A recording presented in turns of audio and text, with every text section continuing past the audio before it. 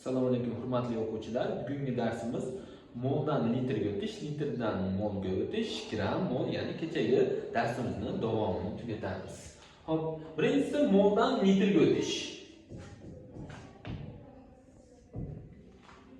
Biz bilamizki, 1 molimiz normal sharoitda 22,4 litrga teng.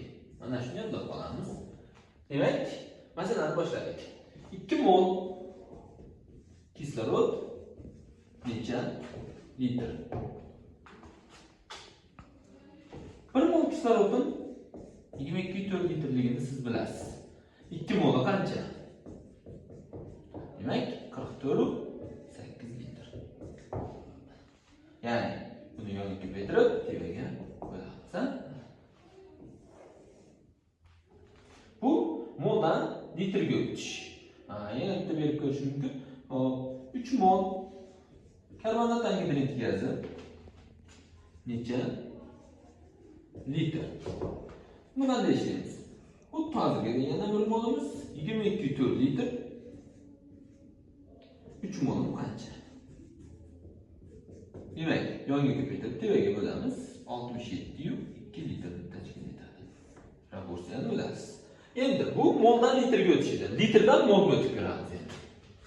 Litrdan mol. Boshladim. 44,8 litr azot gazi necha mol? Boshladim.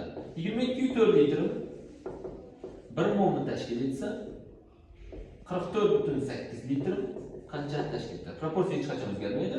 Bunga ko'paytirib tevaga bo'lamiz. Ya'ni yonga ko'paytirib tevaga bo'lamiz. 44,8 ni 1 ga ko'paytirib 22,4 ga bo'lsa 2 mol.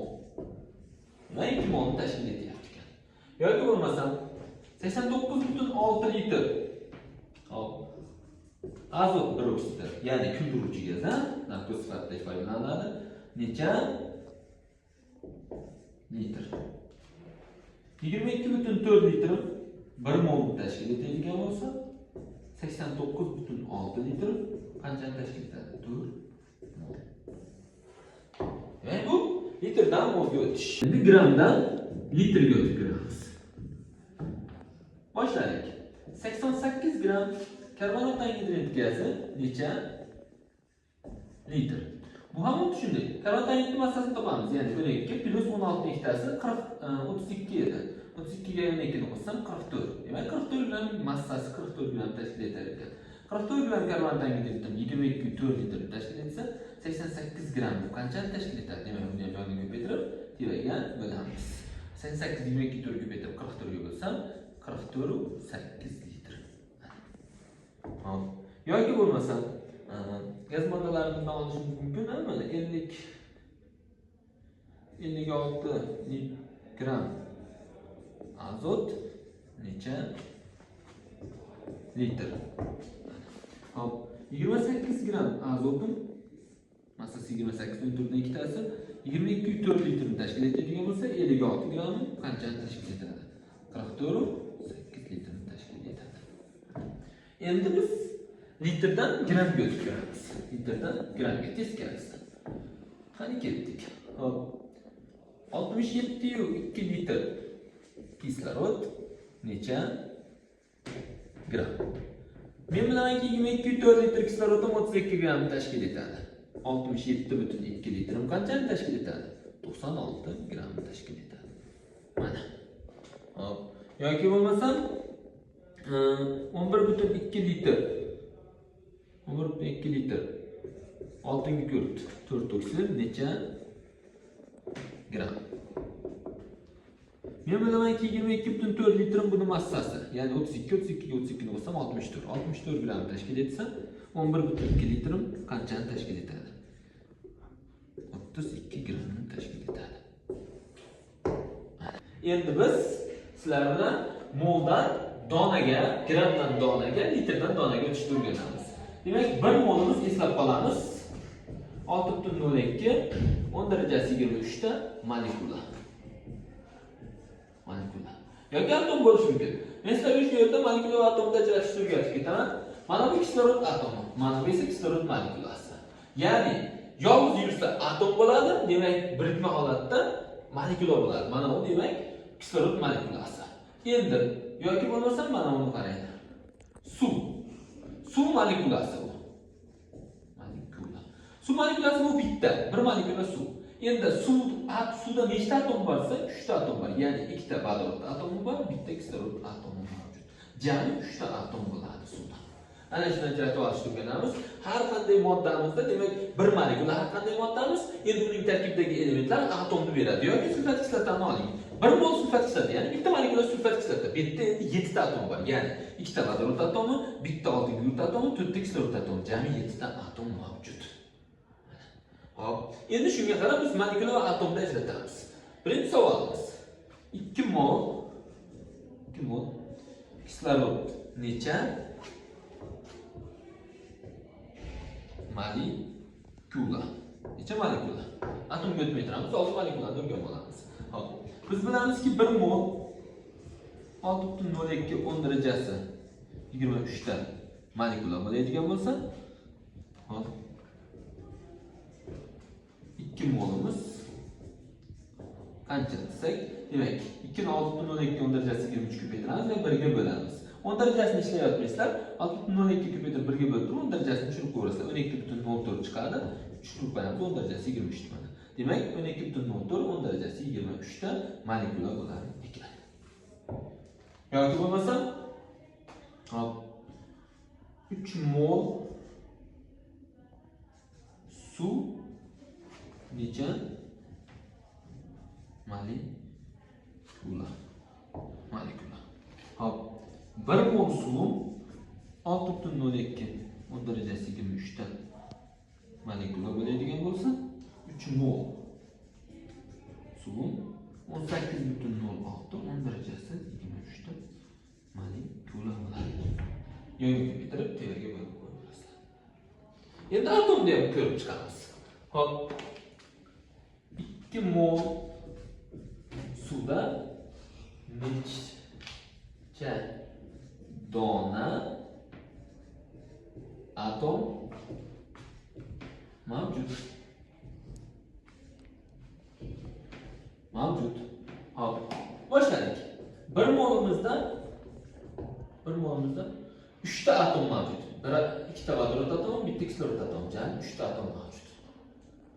3 ta atom. 2 molimizda nechta atom bo'ladi? 6 ta. Hop. 6 ta atom bo'ladigan bo'lsa, endi buni biz 6.02 10 darajasi 23 ga ko'paytirib olamiz.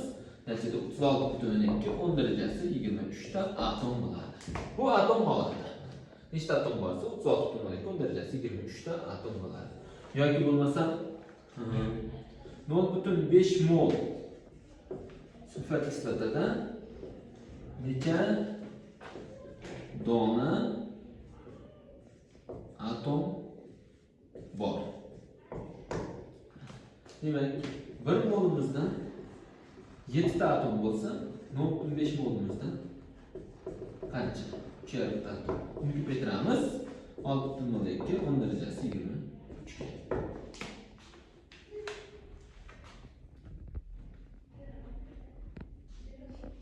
21.07 10 darajasi 23.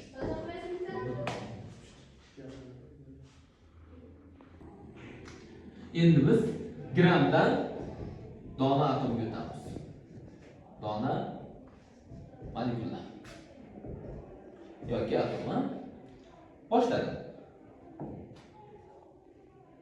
22 gram karbonat angidin, ya'ni uglerod 4 oksidi necha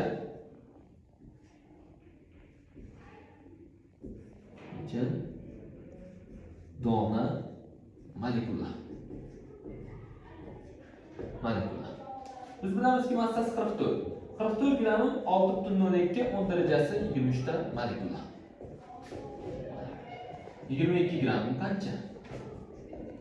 Demak, uni yo'nga paydo bo'lgan bo'lsak 3.01 10 darajasi 23 ta molekula. Xuddi shu o'rinda endi dona atomini ham topib ketamiz. Endi necha dona atom desak, xuddi shu gramimiz mana 22 gram karbonat angini necha dona dona atom. Hop. Men bilamanki 44 grammi 44 grammda bitta uglerod atom, ikkita kislorod atom bor. Jami 3 ta atom mavjud. 22 grammda nechta atom bo'ladi? 1,5 ta atom. Buni ko'paytirib qo'yaman. 6,02 10 darajasi 23. Hop, demak 9,03 10 darajasi 23 ta dona atom. Endi bu atom. Molekula emas, atom. Mana. Hop. Yana bitta berib ko'rishimiz mumkin.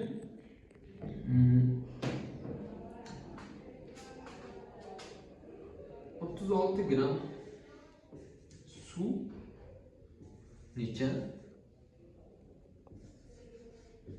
molekula? Hop, 18 gram suv 6,02 10 darajasi 23 ta bo'lsa, 36 gram qancha? 12,4 10 darajasi 23 ta. Shunday qilib ishlashimiz mumkin bo'ladi. Bu gramdan molekulaga o'tish. Hop, endi biz litrdan molekulaga ham o'tib ko'ramiz. Litrdan molekula. Boshladik. 44,8 litr.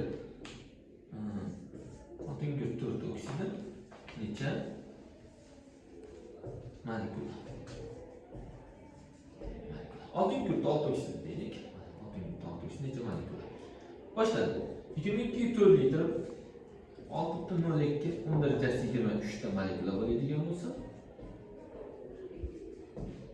44,8 litr qancha? 12,04 10 darajasi 23 ta molekula. Bu molekulas. Endi atomni ham to'lib qo'yamiz.